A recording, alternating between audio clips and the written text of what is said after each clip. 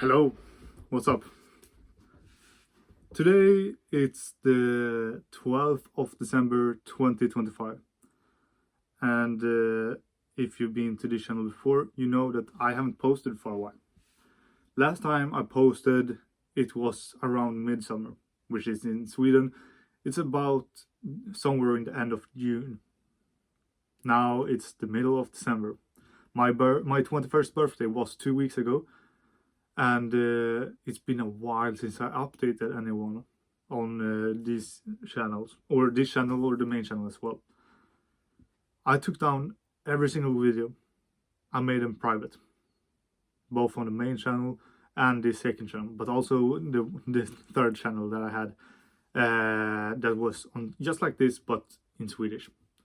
I didn't really post that much on that, but the videos that were there, I privated them, except of the hiking montages, or whatever you want to call them. Those are the only pieces of content that I got out, except of my Instagram and TikTok. But you might wonder, or most likely you don't even wonder, but I'm gonna tell you either way. What I've been up to. First of all, this past year has been one of the most impactful years of my life so far. It's been one of the years that taught me a lot about myself, but also what I believe that I want in the future. I got myself this bad boy. With it, I bought it's a camera, so you didn't see. With it, I bought a lens, I bought a tripod, I bought lights, I bought neck strap so I don't have to carry it. I bought gear for $2K. In Swedish crowns, it's I bought it for roughly 23,000 or something like that, give or take. And the reason why I bought it in the first place was so I could do better YouTube videos on the main channel. I higher the quality and finally make a living off this shit. Because I started back in 2023. I were keeping it a secret from my family and my friends until they got to know it, and then I've been posting regularly for a while. I posted consistently one video every week, with like 2 exceptions, for almost 2 years on the main channel. Plus I had this second channel and the third Swedish channels as well. I were consistent, but it didn't work for me. Thing is, I were consistent, but I didn't improve my content, and I were also so flawed as a human being. Me and my girl, or my girl primarily, she's the reason why I've been developing so much the past year. She's the number one reason why I've been getting better, why I've been improving this much, because she's been the driving force. She has been my safe space. She has been the person I go to with question about anything. How do you think I should handle this thing? How do you think I should do this? What would you do if you were in this situation? And call me lame for asking my girl for help, or asking my girl for advice, when I'm supposed to be the stoic leader in the relationship. Fuck you, man. Or no, I take that back. But if you think this, I think that you have a skewed view on relationships. I were just the exact same 1 year ago. And I wanted to talk about it because my girl, when she had been looking on these videos, She's been looking at every single one of my videos. She has been the biggest supporter of mine, but also my biggest critic. If it isn't Taylor, my friend Taylor. But my girl, she's been watching these videos, and I've been talking about her a lot in these videos, as you might know if you're familiar with this channel. Now you can't watch the videos because I made them private, because I don't like the videos. I talk about things that are outrageous. I wanted this channel to be authentic, but my perception of it, or what I did in reality, wasn't being authentic to myself. It was being vulgar and using a lot of swear words and being graphic in like details that I should not talk about. 1 second, I will take off my shirt because I have 3 layers on, because I've been outside helping my best friend Oscar with his van. He's building a camper van, and he recruited me to help him. And it's cold, so I've been having a lot of layers. Anyway,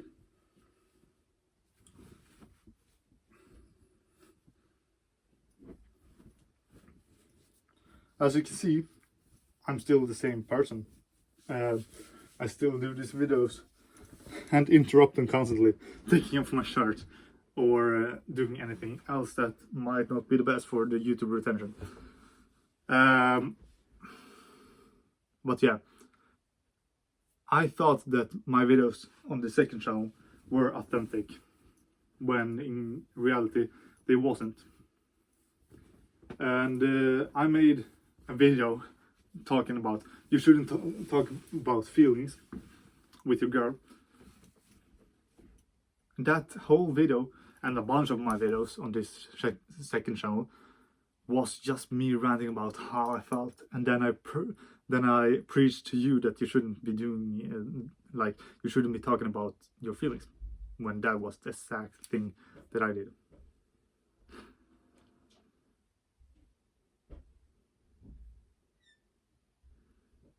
It wasn't authentic at all. And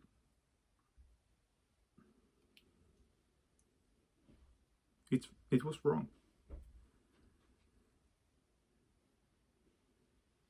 So wrong.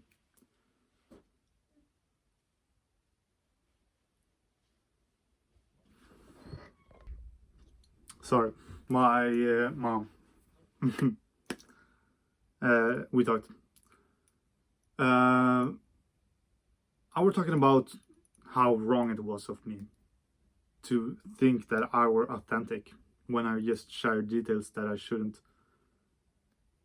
And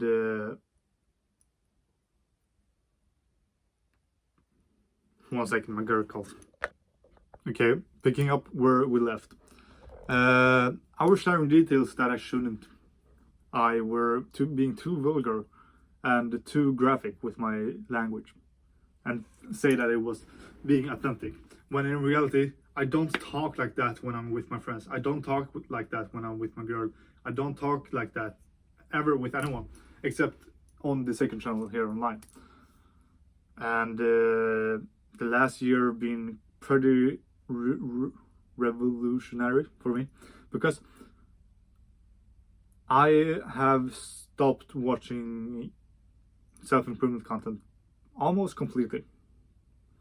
And at this point in my life, I have quite a lot of resentment to people, the people that got me on the self-improvement journey in the first place, and that I stuck to watching those people for so long. Sure, if I started watching those YouTubers and consuming their content in the beginning, when I first needed it, or when I thought that I needed it, sure, it was good, because it got me into the gym, it got me into eating healthier, it got me into doing more of these habits and getting this mindset of becoming better and actually believing in myself, and like believing and think that I were meant for success, right? that I could do something that mattered, and that I could improve my looks and my physique and my thinking and my the words that I speak and how I speak and everything, like my everything, in order to get girls, to get friends, to build connections, be better on camera, whatever. In reality, it was good when I first started. I just wished I stopped sooner, because the people that I followed, the people that I were so loyal to, like I watched every video. I joined the Discord servers. I were commenting regularly. I were a loyal fan, like top 10%, because I watched every video from start to finish. I didn't like watch half through and then close it, and I liked every video. I were a loyal fan, pretty much. So loyal that as much of a loyal fan that you can be, practically. When in reality, these people were feeding me fuckboy propaganda, red pill propaganda, that I don't believe in any way is true. You know, when Andrew Tate first got his, or when he started blowing up and he got all this criticism, and people were swarming to hate on him. Meanwhile, young men like me were going to his defense and thinking that he's such a good guy, and thinking that he is I want to be like just like Andrew Tate, I want to be just like Hamza, I want to be just like this and that guy. When in reality, now that I look back on it, now that I have spent more time looking into it and grown as a person myself, getting input from a girl that is a person that I actually value her thoughts, that I value her thoughts and opinions. Now that I got that from her, and that I got so much from her, and developed my own thinking abilities, it's been getting so much better, because I see it through them, I would say. Or I don't believe in what they say as much. I think that it's a lot of wrong about it. And I don't know if you've been staying up to date with everything about Hamza, but it seems like he has not been the guy that we always thought he was. I'm not going to go into any internet drama, because I think it's childish. I think it's no point, really. But the things that I learned: value your girl, like do it for real. I'm not saying this because I want her to watch this and think better of me in any way. I say this because I mean it. I think that you should value her so much, because if you date to marry, you should act like you're already married. You should prioritize her. You should take her seriously. You should listen to what she says, but also share what you feel and how you think. You shouldn't be afraid to cry in front of a girl, because if you're afraid to cry in front of a girl, are you really safe with her? And the last thing, ego. I found out that my ego has been massive, so massive. And the role models that I've been having, Anakin Skywalker, Kanye West, Andrew Tate, Hamza, all this stuff, all these guys, they're so toxic. Look at all their relationships with girls. Look at how they treat their partners. Watch how they act with their friends. Watch how they are as a person. Sure, they got money, they got status. For me, sure, I want money, I want status. But if I don't got any money, or if I don't got any person that I truly care for to share that money and status with, what's the point?